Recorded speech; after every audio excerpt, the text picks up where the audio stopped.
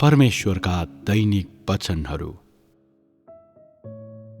कतिपय मानिसहरूले यो सोध्नेछन्, देहधारी परमेश्वर र विगतका समयहरूका अगमवक्ता र प्रेरितहरूले गरेका कामको बीचमा रहेको भिन्नता के हो? दाउदलाई पनि प्रभु भनेर भनियो र येशूलाई पनि त्यसै भनेर भनियो। उनीहरूले गरेका काम फरक फरक भए तापनि उनीहरूलाई उही नाउँले बोलाइयो। मलाई बताऊ, किन उनीहरूका पहिचानहरू एउटै थिएनन्? यूहन्नाले जे देखे त्यो दर्शन थियो र त्यो पनि पवित्र आत्माबाट नै आएको थियो, अनि पवित्र आत्माले भन्ने अभिप्राय राख्नुभएका वचनहरूलाई तिनले पनि भन्न सके। किन यूहन्नाको पहिचान येशूको भन्दा फरक थियो? येशूले बोल्नुभएका वचनहरूले परमेश्वरलाई पूर्ण रूपमा प्रतिनिधित्व गर्न सके र तिनले पूर्ण रूपमा परमेश्वरको कार्यलाई प्रतिनिधित्व गर्न सके। यूहन्नाले जे देखे त्यो दर्शन थियो र तिनले परमेश्वरको कार्यलाई पूर्ण रूपमा प्रतिनिधित्व गर्न सक्दैनथिए। किन यूहन्ना, पत्रुस र पावलले येशूले जस्तै धेरै वचनहरू बोले, तैपनि किन तिनीहरूको पहिचान येशूको जस्तै थिएन? तिनीहरूले गरेको कार्य फरक थियो भन्ने नै यसको मुख्य कारण हो। येशूले परमेश्वरका आत्मालाई प्रतिनिधित्व गर्नुभयो र प्रत्यक्ष रूपमा काम गर्ने परमेश्वरका आत्मा नै हुनुहुन्थ्यो। उहाँले नयाँ युगको काम गर्नुभयो, जुन कार्यलाई पहिले कसैले पनि गरेको थिएन। उहाँले नयाँ मार्ग खोल्नुभयो, यहोवालाई प्रतिनिधित्व गर्नुभयो र परमेश्वर स्वयंलाई प्रतिनिधित्व गर्नुभयो। तैपनि पत्रुस, पावल र दाउदको हकमा तिनीहरूलाई जेसुकै भनेर भनिए तापनि तिनीहरूले परमेश्वरको एक सृष्टिको पहिचानलाई मात्रै प्रतिनिधित्व गरे र तिनीहरूलाई येशू वा यहोवाले पठाउनु भएको थियो। त्यसकारण तिनीहरूले जति नै धेरै काम गरेका भए तापनि, तिनीहरूले जति नै ठूला ठूला आश्चर्य कर्महरू गरेका भए तापनि, तिनीहरू केवल परमेश्वरका सृष्टिहरू मात्रै थिए र तिनीहरूले परमेश्वरका आत्मालाई प्रतिनिधित्व गर्न सक्दैनथिए। तिनीहरूले परमेश्वरको नाउँमा काम गरे वा परमेश्वरले पठाउनु भएपछि काम गरे। यसको साथै तिनीहरूले येशू वा यहोवाले सुरु गर्नुभएका युगहरूमा काम गरे र तिनीहरूले अरू कुनै काम गरेनन्। आखिरमा तिनीहरू परमेश्वरका सृष्टिहरू मात्रै थिए। पुरानो करारमा धेरै अगमवक्ताहरूले भविष्यवाणीहरू गरे वा भविष्यवाणीका पुस्तकहरू लेखे। तिनीहरू परमेश्वर हुन् भनेर कसैले भनेनन्, तर येशूले काम सुरु गर्ने बित्तिकै परमेश्वरका आत्माले उहाँ परमेश्वर हुनुहुन्छ भन्ने गवाही दिनुभयो। किन त्यसो भयो? यस बिन्दुमा तँलाई पहिले नै थाहा भइसकेको हुनुपर्छ। पहिले प्रेरितहरू र अगमवक्ताहरूले विभिन्न पत्रहरू लेखे र विभिन्न भविष्यवाणीहरू गरे। पछि मानिसहरूले ती मध्ये कतिलाई बाइबलमा समावेश गर्न छनौट गरे र कति हराएर गए। तिनीहरूले बोलेका हरेक कुरा पवित्र आत्माबाट नै आएका थिए भनी भन्ने मानिसहरू पनि छन्। त्यसकारण किन यसमध्ये कतिलाई असल ठानिन्छ र यसमध्ये कतिलाई खराब ठानिन्छ त? अनि किन कतिलाई छनौट गरियो, अरूलाई गरिएन?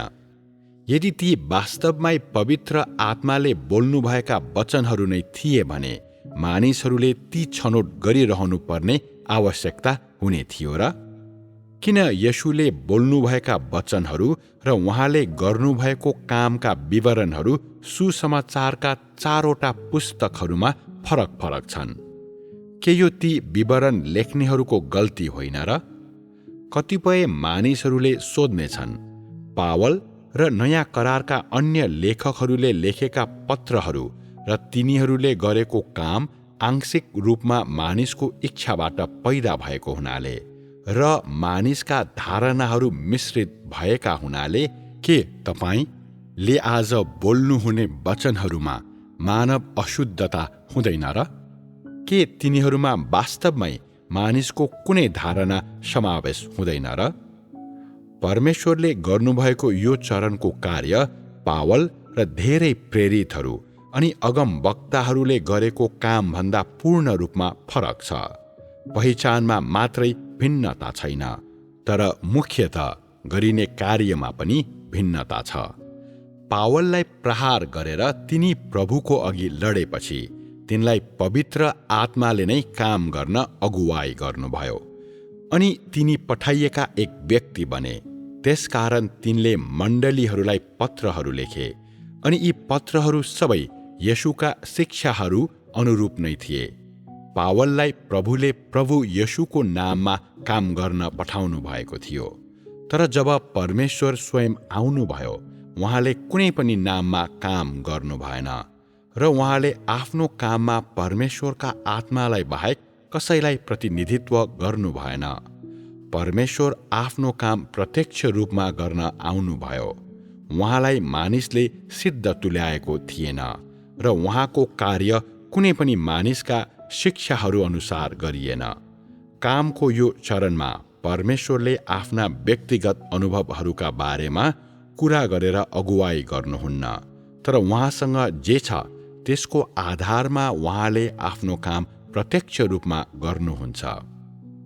उदाहरणको लागि, सेवा गर्नेको परीक्षा, सजायको समय, मृत्युको परीक्षा, परमेश्वरलाई प्रेम गर्ने समय, यो सबै यसभन्दा पहिले कहिल्यै नगरिएको काम हो र यो मानिसको अनुभवहरूको भन्दा बरु वर्तमान युगको काम हो।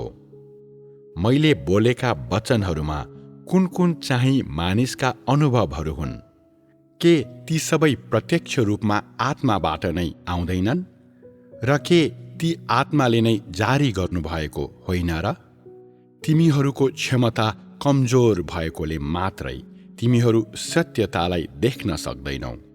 मैले बताउने जीवनको व्यवहारिक मार्ग भनेको मार्गमा डोर्याउनु हो र यसको बारेमा यसभन्दा पहिले कसैले बताएको छैन, न त कसैले कहिले यो मार्गलाई अनुभव गरेको वा यो वास्तविकतालाई जानेको छ।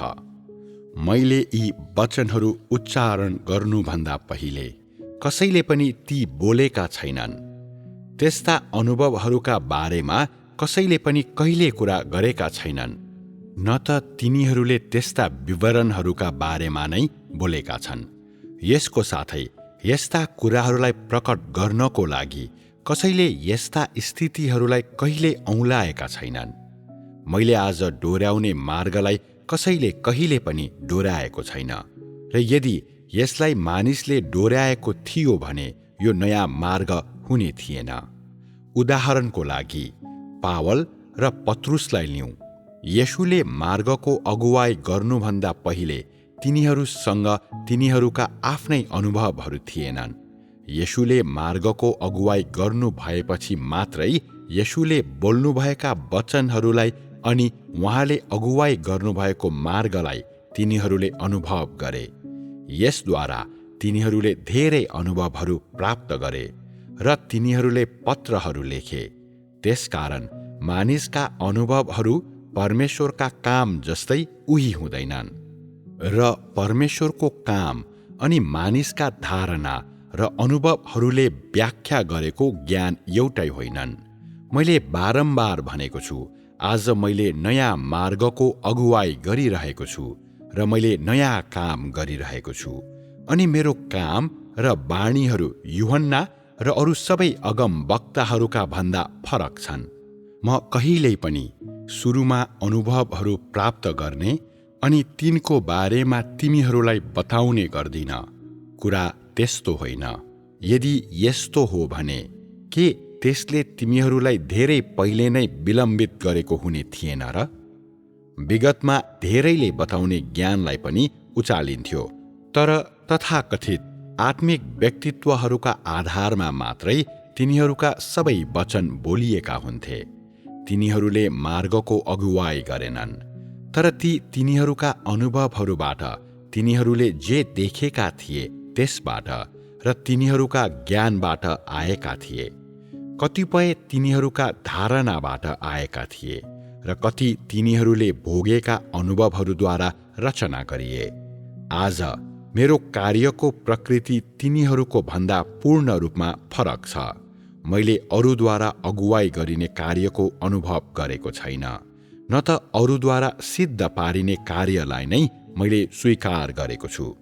यसको साथै मैले बोलेका र सङ्गति गरेका सबै कुरा अरू कसैको जस्तो छैन र तिनलाई अरू कसैले कहिले बोलेका छैनन्।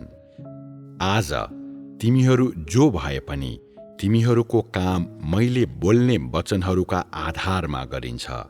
यी वाणीहरू र काम बिना यी कुराहरूलाई सेवा गर्नेको परीक्षा सजाएको समय कसले अनुभव गर्न सक्थ्यो र? अनि त्यस्तो ज्ञान कसले बोल्न सक्थ्यो र? के त साँच्चै यसलाई देख्न सक्दैनस्? कार्यको चरण जेसुकै भए तापनि मेरा वचनहरू बोलिएपछि तुरुन्तै तिमीहरू मेरा वचनहरू अनुसार सङ्गति गर्न र ती अनुसार काम गर्न सुरु गर्छौ। अनि यो तिमीहरू मध्ये कसैले सोचेको मार्ग होइन। यति टाढासम्म आइसकेपछि के त त्यति स्पष्ट र सरल प्रश्नलाई देख्न सक्दैनस् र? यो कतिपयले सोचेको मार्ग होइन, न त यो कुनै पनि आत्मिक व्यक्तित्वहरूमा आधारित छ। यो नयाँ मार्ग हो र येशूले कुनै बेला बोल्नुभएका धेरैजसो वचनहरू समेत अब उपरान्त लागू हुँदैनन्। मैले नयाँ युगको सुरुवात गर्ने कार्यको बारेमा बोलिरहेको छु र यो एक्लै खडा हुने काम हो। मैले गर्ने काम अनि मैले बोल्ने वचनहरू सबै नयाँ छन्। के यो आजको नयाँ काम होइन र? येशूको कार्य पनि यस्तै थियो। उहाँको काम पनि मन्दिरका मानिसहरूको भन्दा फरक थियो र यो फरिसीहरूको काम भन्दा पनि फरक नै थियो। न त यो इस्राएलका सबै मानिसहरूले गरेको कामसँग नै कुनै पनि रीतिले मिल्थ्यो। यसलाई देखिसकेपछि मानिसहरूले आफ्नो मनमा यो निर्णय गर्न सकेनन्, के यो साँच्चै परमेश्वरले नै गर्नुभएको हो? येशूले यहोवाको कुनै पनि व्यवस्थालाई पक्रिनु भएन। जब उहाँ मानिसलाई शिक्षा दिन आउनुभयो, तब उहाँले जे बोल्नुभयो त्यो नयाँ र प्राचीन सन्तहरू र पुरानो करारका अगमवक्ताहरूले भनेका भन्दा फरक थियो र यसले गर्दा मानिसहरू अनिश्चित नै रहे। यही कारणले गर्दा मानिसलाई निराकरण गर्नु निकै कठिन हुन्छ। कामको यो नयाँ चरणलाई स्वीकार गर्नुभन्दा पहिले तिमीहरूमध्ये बहुसङ्ख्यकले हिँडेको मार्ग भनेको ती आत्मिक व्यक्तित्वहरूको जगलाई अभ्यास गर्नु र त्यसमा प्रवेश गर्नु थियो। तर आज मैले गर्ने काम अत्यन्तै फरक छ। त्यसकारण यो सही हो कि होइन सो निर्णय गर्न तिमीहरूले सक्दैनौ। तैँले पहिले कुन मार्ग हिँडिस् मलाई त्यसको चासो छैन, न त तैँले कसको भोजन खाइस् वा तैँले कसलाई आफ्नो पिताको रूपमा लिइस् त्यसप्रति मलाई कुनै चासो छ। मैले आएर मानिसलाई अगुवाई गर्न नयाँ काम ल्याएको हुनाले मलाई पछ्याउने सबैले मैले जे भन्छु सोही अनुसार काम गर्नुपर्छ। त जतिसुकै शक्तिशाली परिवारबाट आएको भए तापनि तैँले मलाई पछ्याउनै पर्छ।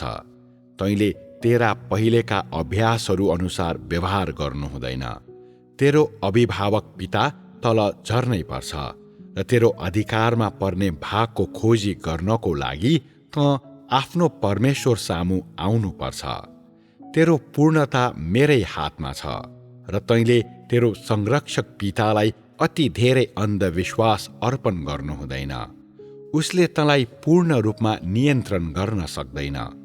आजको काम एक्लै खडा हुन्छ। आज मैले बताउने सबै कुरा अवश्य नै विगतको जगमा आधारित छैन। यो नयाँ सुरुवात हो र यो मानिसको हातले सृष्टि गरेको हो भनेर भन्छस् भने मुक्ति दिन नसकिने गरी अन्धा भएको त नै होस्।